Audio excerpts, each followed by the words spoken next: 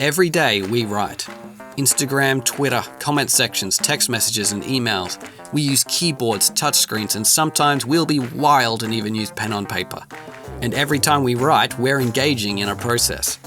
We're taking ideas and thoughts that are in the form of language, and then recording them on a page using a system of lines and shapes that represent various sounds.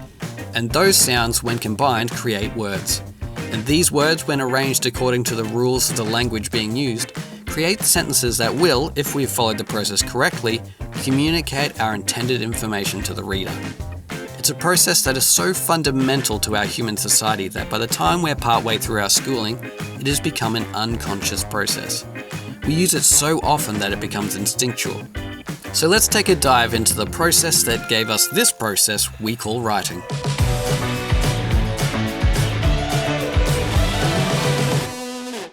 Somewhere between 4000 and 3000 BCE, humans took their first steps towards writing.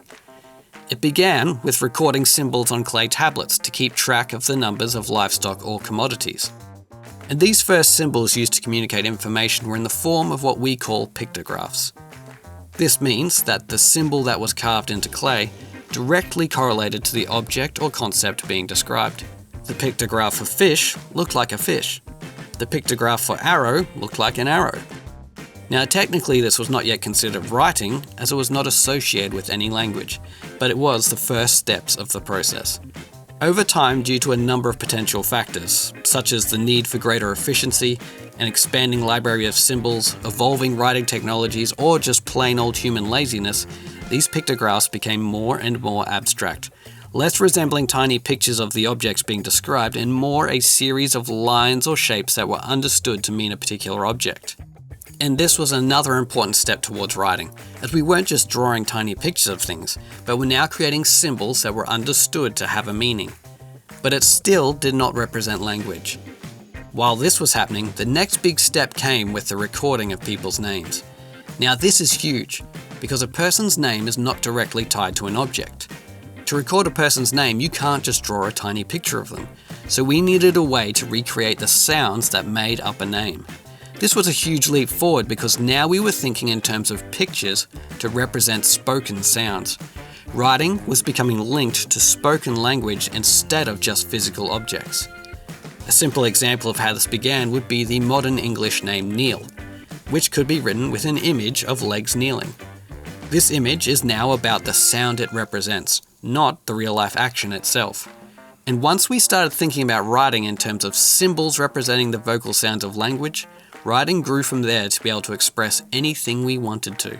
Not just lists of objects or names, but our thoughts, our hopes for the future and the stories of our past. History rolled on, and as empires rose and fell and people migrated or invaded, some languages disappeared from use.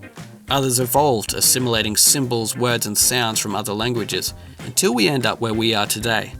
For example, the form of English this video is using right now is actually a mix of elements from Latin, Greek, French, German and Dutch languages throughout history, with the letter forms we use descended from the Latin alphabet, which itself incorporated letters from Greek and Germanic alphabets as the Roman Empire spread and the needs of the language evolved. So what does the history of writing teach us about process? It teaches us that we need to refine processes to suit our particular needs and technologies. The biggest leap towards true writing happened when we hit the limitation of not having a process for writing what we wanted to write. The process was no longer meeting the goal, and so the process needed to change. If a process doesn't evolve along with our culture and technologies, then it will cease to serve our goals. We need to keep what is working effectively towards the end goal and adapt what is not. It turns out that process, unsurprisingly, is an ongoing process.